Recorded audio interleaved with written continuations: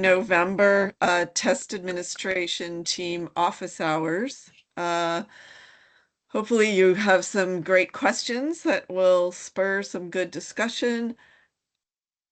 Sorry, I'm looking at emails from someone who I think is trying to get in. But anyway, so we will start out with some dates and deadlines. And then I will take any questions that you may have after the STC and DTC webinars. And I do have one little comment I want to make, but I'm not presenting anything specific today. But if you do have any questions with the upcoming end of course test administration, I'm happy to answer them. And then Tanya Keinerd will take over and discuss some test security issues with you. So I guess I'm ready for the slide with the dates.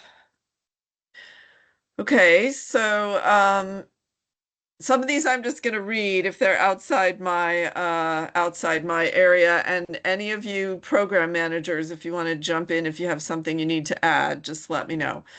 Okay, September 2nd through May 1st is the pre-ACT test window. November 20th is the date for the WIDA pre-code collection. And Victoria, stop me if I'm not, a little heads up I might give you about pre-code, because I'm going through this with end of course, and I think some of you DTCs will know what I'm talking about. DRC system now will only accept a single state ID, no duplicate records. And so it's kicking out kids that may have been entered twice, like if they transferred or moved into a different class. And I think some of you are aware that right now you're in the process of manually editing your files if you had duplicate records. And I'm assuming the same would be true of WIDA, but I'm not 100% sure. November 28th, SE Alt Tide go live. December 1, the end of course fall winter state window opens.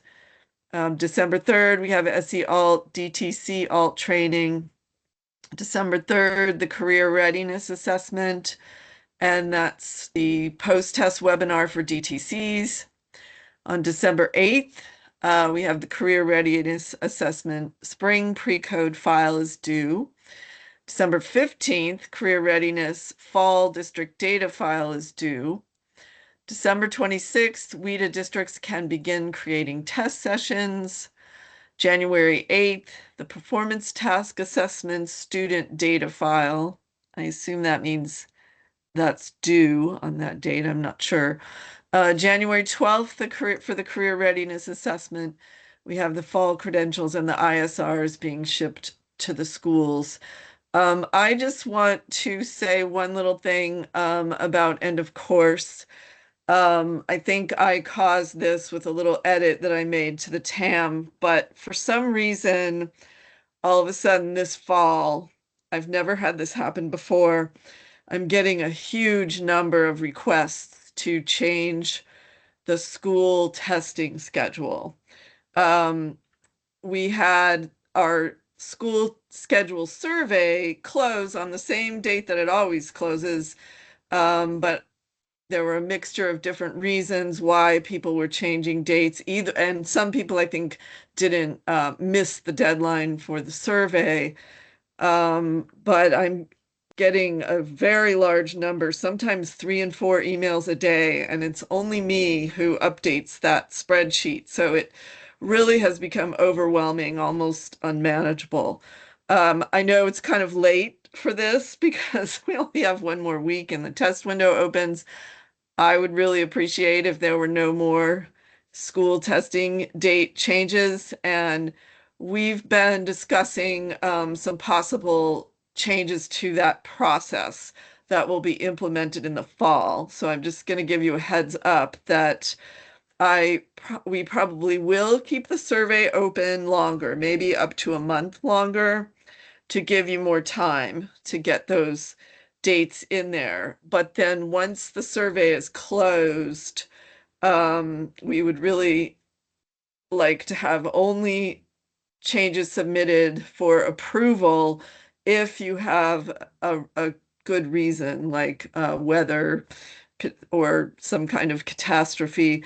So we will probably create a system like a form stack or something for submitting those date changes. And then we will also make a hard deadline that's well before the state, at least well before the end of course state window opens.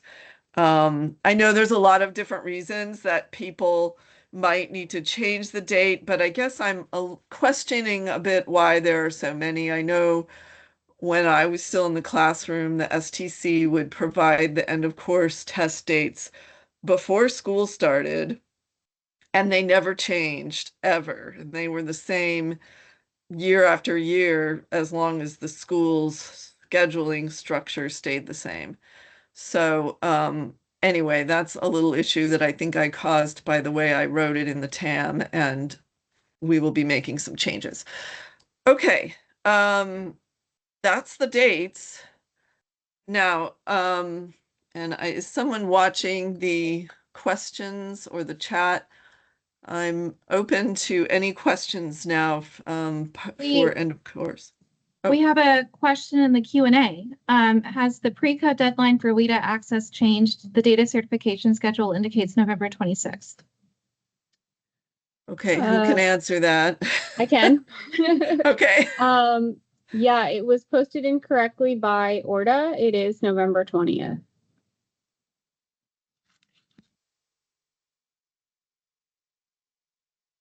Okay.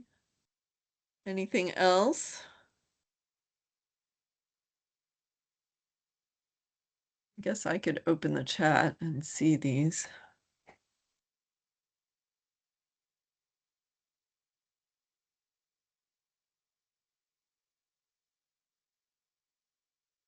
Okay. Any other end of course questions, comments, issues?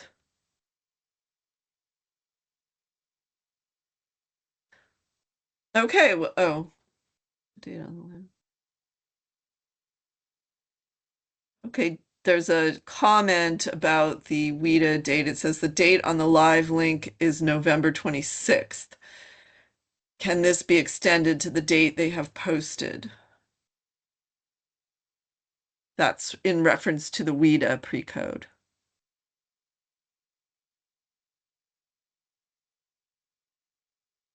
Megan, was that you do you know about that? Yeah, I will have to double check on that one. Okay. Diana has a question. Where is the primary disability and secondary? Where are the primary disability and secondary disability codes pulled from? Is this the IFA code? Dan, I'm going to pass that off to you. So Victoria, maybe you can help out with this because it does have to do with those codes. I'm not sure if it's being pulled directly from EdPlan or if this is being input. Victoria, if you can help with that. I think that you would know more than I would about that one. I think it's coming from EdPlan. So I can speak to what the disabilities are and where that's coming from. However, how is that code being input into the system, I believe is the question. So I have a vague memory that it was still being entered into PowerSchool for now. Is that your sense, Dan? But eventually, So yeah. I think that there is a place in PowerSchool where we collect the EFA code. I think that's where primary disability is coming from, but I would need to double check with Mary Vulgaris and ORDA. Yeah. I don't want to misspeak, so I'm actually writing that question down. I'll find an answer so I can give you something specific. And Diana, I'll email you shortly, hopefully in the next coming days whenever I get that. Diana, just to comment, pre-code is handled by ORDA. Mary Vulgaris is really good, and she's the one who puts out the rostering guideline now, and she's very helpful. And she can answer some of these questions for you, but I'm sure Dan will also get that answer for you. Okay. Any more questions for end of course? Will there be an automated population process for future years? I'm not sure to what you're referring. Do you mean, are we talking about the pre-code side or the DRC side? Are we talking about end of course? If we could get some clarification on that question. Kirsten, it looks like that was actually a question from Rock back in September, not for this meeting. Oh, okay. Okay. Oh. He just says it's in reference to Beacon, so let's see. See, none of our students.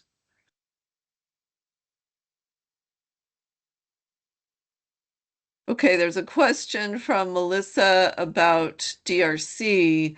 When I export our student data from DRC, do you mean the data, the testing, the data file that you get after testing? I'm assuming that's what you mean. When I export our student data from DRC, none of our students were marked with an IEP, even if they had a primary disability listed. Did anyone else find this issue? I thought that the IEP marking originally came from the pre-code file that then goes into DRC. So then that would be carried over into your data file, your scoring data, unless maybe something has happened. And what administration are you talking about for this dropping of the IEP? It must be from last spring.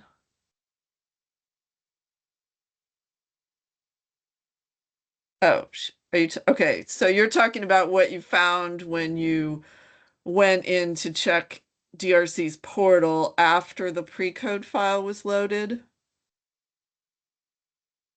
So my answer about that would be if that looks incorrect, like you had included it in the pre-code file, and then it didn't appear in DRC's system, I would call DRC's customer service and ask them about that, because if that's a consistent issue, DRC will want to know about that. And they have a new portal, and so different little things have been cropping up, and they appreciate hearing about what they are.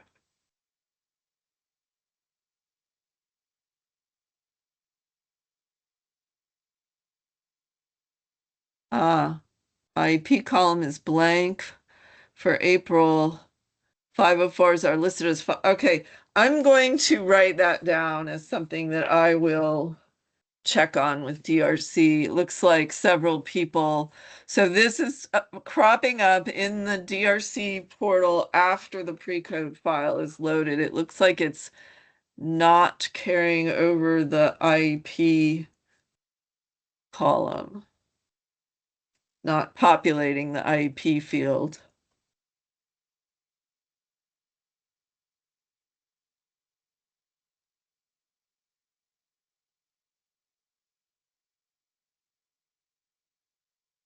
Okay.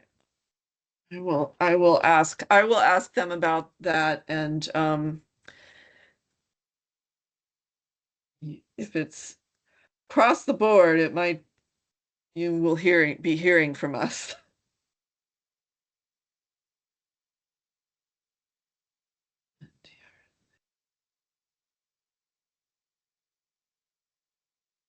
Okay.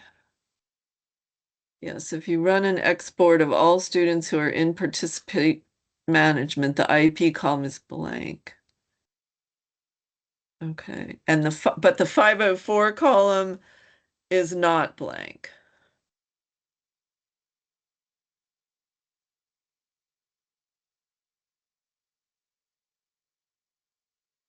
Okay, we will look into that. Anything else for end of course?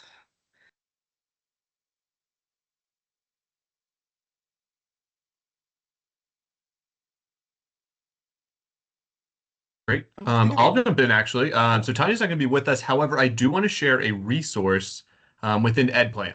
So I'm going to pull up EdPlan so you guys can kind of see what I'm talking about. And it is specific to the accommodations page, hence why I'm talking about it. It is, oh my goodness, oh my goodness. Here we go. Fantastic.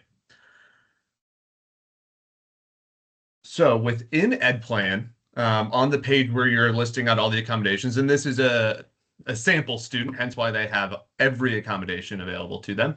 Up in this top section, we now have this link here for end users to provide feedback to us when they're noticing things that might need some corrections. So submitting a request or suggestion.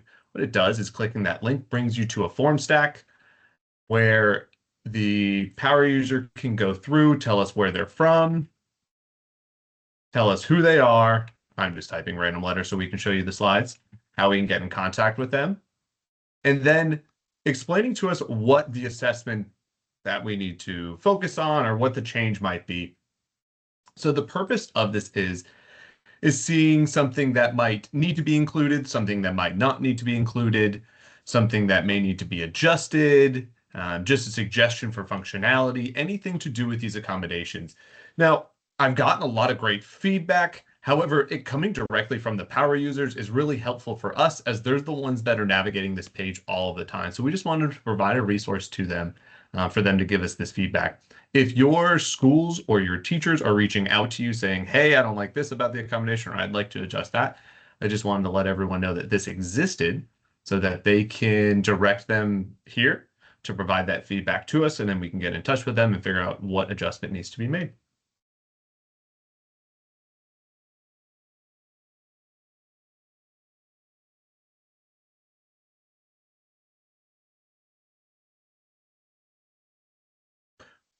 With that in mind, I believe that's everything our team has to present for the day. Is there any questions, comments, concerns, excitement about getting a couple days off next week? Anything that we can help with the time when we're all gathered here together?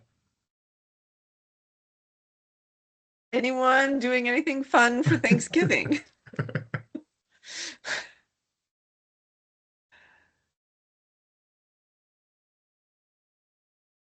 Hey there. My apologies for just jumping on. I'm actually in my car. This is Tanya Keinert. I'm just leaving a training that went over a little bit farther than I thought it would. So please accept my apologies.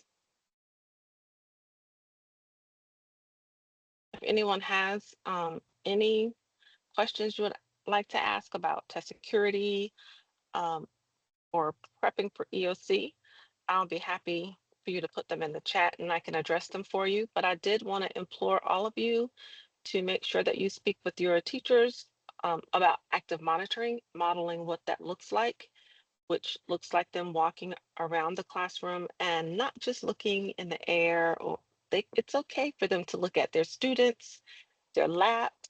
If that hand is missing and is under their desk a lot, that may be an indication. So our new acronym for active monitoring is MOB, movement observation and body language. Those are the things that should be happening during testing sessions where the teachers are moving around the classrooms. They should observe their students' body language. They're familiar enough with their kiddos to know when someone is looking guilty or doing something that they should not be doing. And take hints and cues from their students' body language, things that they're doing. Because we got really hit really bad last year. We had 6 times as many high stake violations than the year before. And we are defining high stake violations as those that expose items to the internet, social media, or any platforms that they should not be getting exposed to.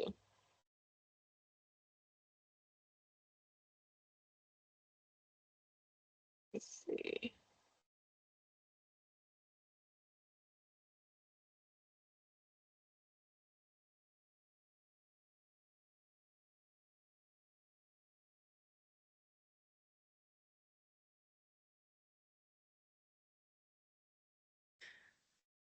Tanya, would you mind if I interrupted and addressed a couple of these questions that are coming in? Yeah, I was looking for them, but I can't. Yeah, go ahead. They're continuing, they're more pre-code questions on end of Okay. course. So Okay. Diana, so what you have described is the same thing that everyone else was saying, that when the pre-code file was loaded, the IEP field was not populated, but the 504 field was populated. Is that correct? And that's, so you don't mean records that you were entering manually. I see that you answered that. And I also see that Melissa, essentially, I think you're answering Chastity, correct? When you said that you reached out about that error for the sample file. I know there was somebody else who had the same problem, and DRC was able to help them with it. Okay. All right. I think that's all of those pre-code questions for now.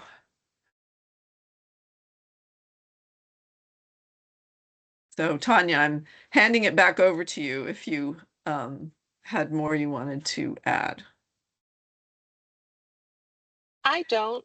Just besides wanting to remind everybody, we have sent out instructions on procedures for high stake violations if anything like that occurs. If you can be sure that your school, your district captures pictures of those items so that we can share them with our development department so they could do their damage management to see how it's going to impact us, what changes we need to make. A reminder that Snapchat does not keep pictures longer than 24 hours. They usually disappear or supposedly disappear within the 24 hours that the photo was taken and shared. Other platforms, I think they store them in a storage bank. So if you're going to get pictures, you can look in there recently deleted and the applications that are there to find those. And to just encourage our teachers, we appreciate all that they're doing. We appreciate the training that you all have done. I do have some slides that I can share with you. If you'll drop me an email, I'll be more than happy to share them if I have not come to your district and done some training. And we're going to say this year, we're going to have fewer exposed items.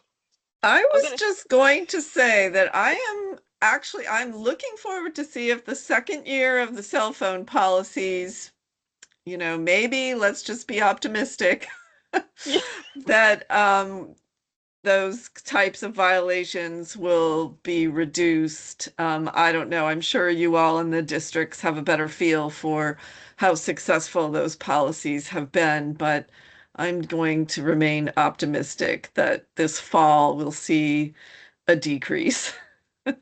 I'm going to join Kirsten and being optimistic. We definitely don't need an increase. Hopefully students will realize that no cell phones mean no cell phones, but in the same token, remind your teachers that some of them have taken this as a challenge to have two cell phones. It seems like we've had more incidences of that occurring than in the Mhm. past. They'll turn in one and keep another. And we've even had students to write that in their statements, letting us know that that is how they were able to cheat on the assessments. So, but Kirsten, we're going for less this year. We are. So, and I hope everyone feels prepared and ready to go, and we'll have a good fall winter test administration.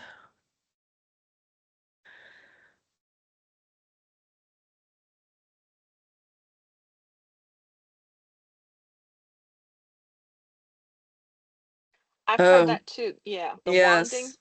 Yeah, me too.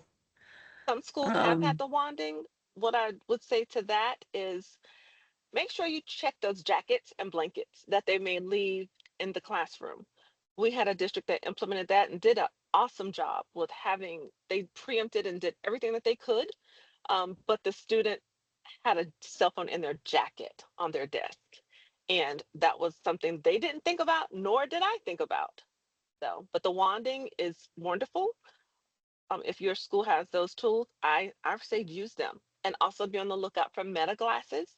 Meta glasses are considered Bluetooth enabled devices, and students are not allowed to have those on our state assessments. Even when they are turned off, they can still take pictures and still record because they don't need the internet for that. So we've spoken about it. I've spoken about it with my upper management, and they cannot be used. if the student needs something to help them see closer up, I believe we have those magnifying capabilities in the platform, don't we, Kirsten? Yes, And yes, so, up to 4 times.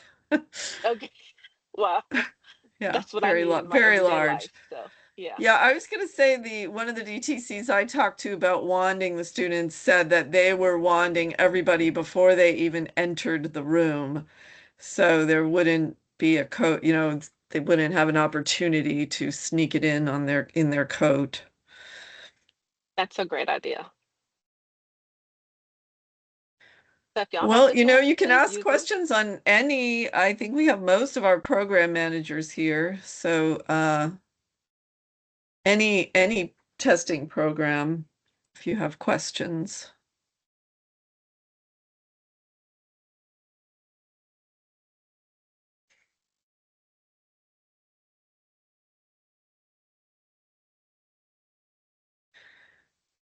Chat has gone quiet.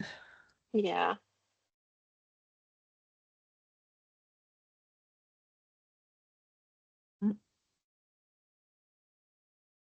I heard Dan ask about Thanksgiving plans.